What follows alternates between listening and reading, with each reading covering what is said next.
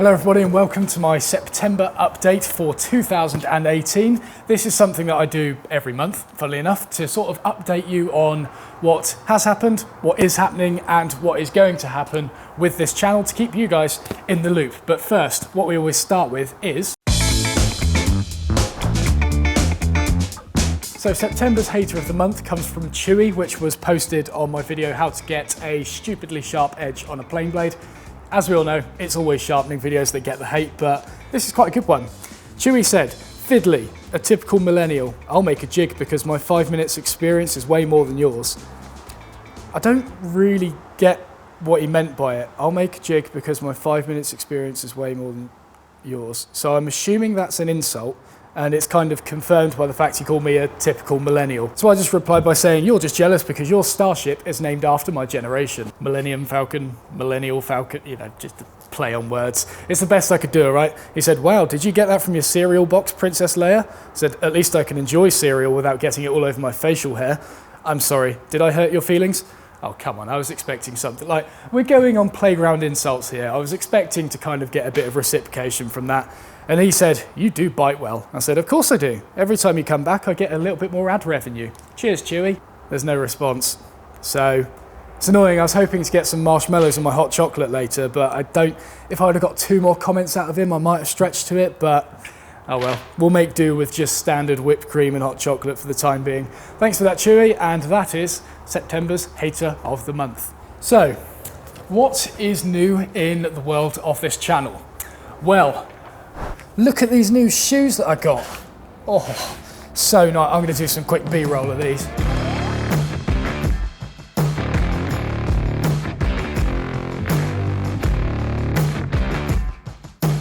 They are proper nice, aren't they? I've had a pair of these for about 5 years while working at Axminster, but eventually they started falling apart and I had to splash out and get a new pair for the workshop. But they're made by Scruffs. I am not sponsored by them. But Scruffs, if you're watching this, come on. So yeah, that's the first new thing. I'm also moving house, which has been an absolute nightmare. We had a lovely place all lined up, and then 2 days before moving in, we had our deposit paid and everything. 2 days before moving in, he called us to say that the electrics had been tested and the whole house was deemed unsafe. So he gave us our deposit back and said, "Right, you need to wait until mid-September, then the house will be ready there." So we thought, oh, right, okay, that's a bit of a nightmare, isn't it?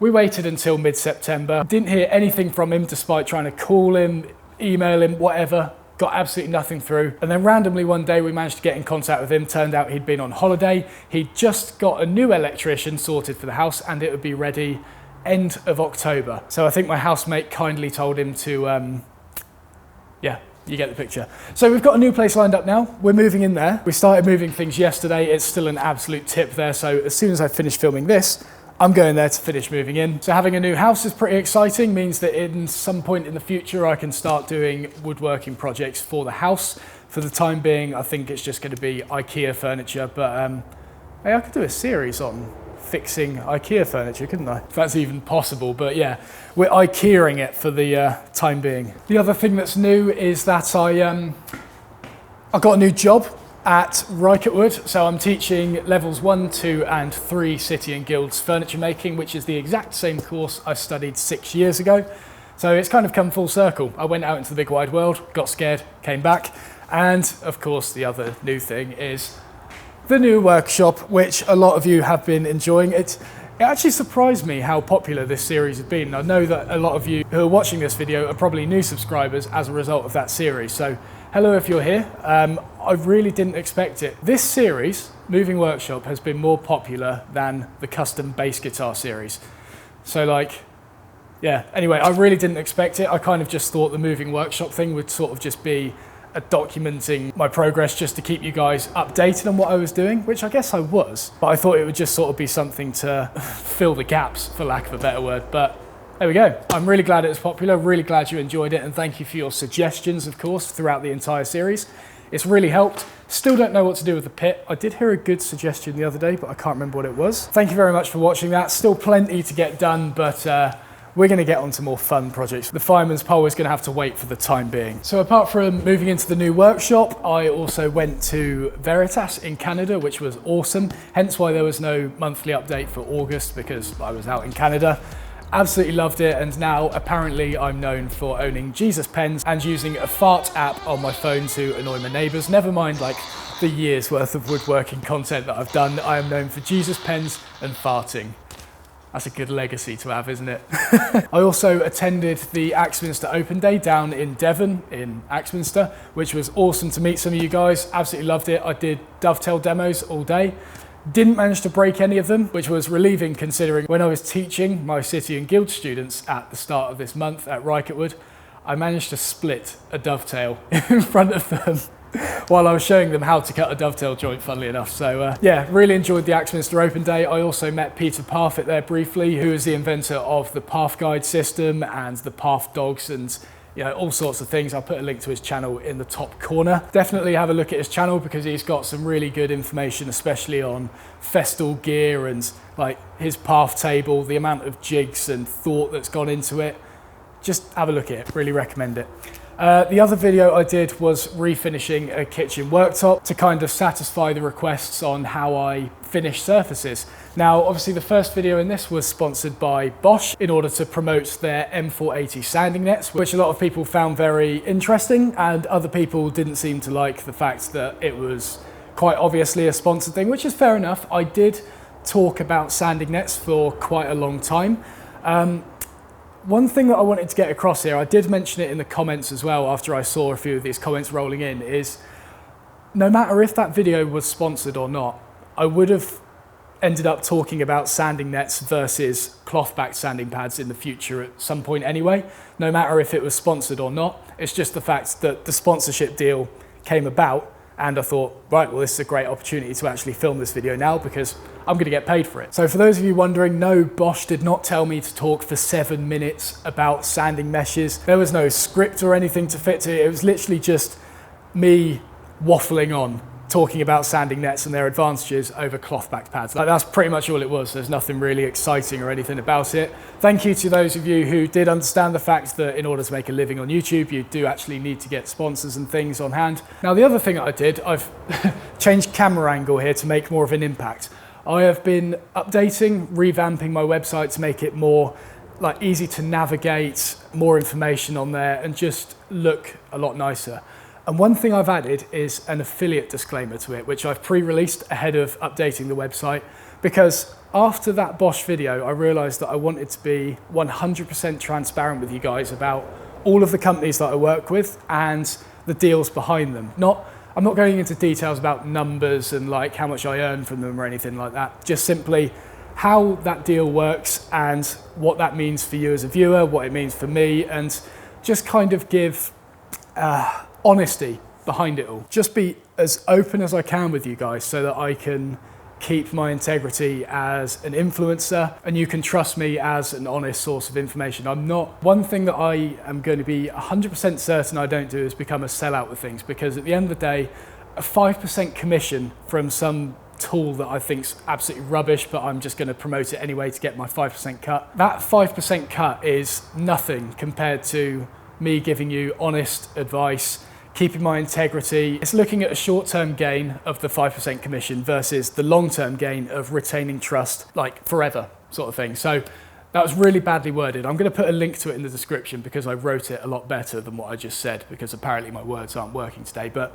if you have ever questioned about any of the companies that I work with or any of the sponsorships, any of the affiliate stuff, whatever, please have a read of it. It will take you 3 minutes. It's not really long, but I just want to make sure that you guys can trust my information as we go forward, and inevitably I start picking up more sponsors as we go. Now, in terms of future projects, if you're following me on Instagram, Facebook, and did I post it on Twitter? I think I did. You'll know that I'm going to be making a path table, and I'm not going to be getting a table saw in this workshop because I want to see if I can make the path table as functional as a table saw. I mean, repeat cuts, ripping longboards, cross-cutting, everything. I want to be able to try and do it all on this path table instead of going for the obvious option of a table saw. This is to kind of work with those of you who don't have access to a big space like this and you can't fit your big table saws in here. I want to try and prove to you that you don't need those table saws. You can just do everything with a load of holes drilled at 90 degrees to each other in the top of a sheet of MDF, and you can get exactly the same functionality from it. Now, obviously, I'm going to be making it somewhat big and grand because I have got the space to make the big path table, but the sort of principles and things that I'm going to be showing you after I've made this table and the different jigs and things that can fit on it, hopefully it will get to a point where those of you with limited space will realise, actually, I don't need a table saw. I could just use this instead. So what I am going to be using for it is, well, I've got a sample from a company in the UK who make a material called Velcromat, which is like a type of MDF, and I've got all these different colours here. I'm not entirely sure which colour to go for. Now, I'm going to go into more detail about this material in the actual video, but for the time being, what I'm going to do is narrow it down to a few that I like the look of, but then can't decide between those, and then I'll leave it to you guys to choose from there, and we'll see what you guys think will be the best pick for the top. Like, it's all exactly the same material, it's just a different dye in there. I'm thinking blue would look quite cool, but then it's going to clash with my floor, so then I'm thinking grey, but then it makes everything in here look grey and monotone, so could just go for yellow, couldn't I? But yeah, I'm going to narrow it down, and then if you keep an eye on my Facebook page, which I'll put a link to in the description, you'll see that post probably even posted by the time this video's out, and you can pick on what you think will be the best colour for the top of that path table. The other project that I'm going to be doing after the path table is a router bit cabinet. My router table is going to go here, which will provide a lovely outfeed for the bandsaw as well, because it's like 5mm lower than the surface of this. So once I get that router table and once I've built the path table as well, a router bit cabinet is going to be hung up here, which I'm not going to, this isn't going to be your typical router bit cabinet. It's not going to be birch plywood screwed together, pocket screwed or whatever. I want to make this proper cabinet making. I'm talking dovetails, maybe even a dovetailed drawer, nice brass hinges. So if you want to know how to do a little bit of cabinet making with some hand cut joinery and things, this will be the series to watch. Keep an eye out for that. And the other thing that some of you may have noticed is that the miter saw is now plonked here, which means that the burner is missing from my workshop.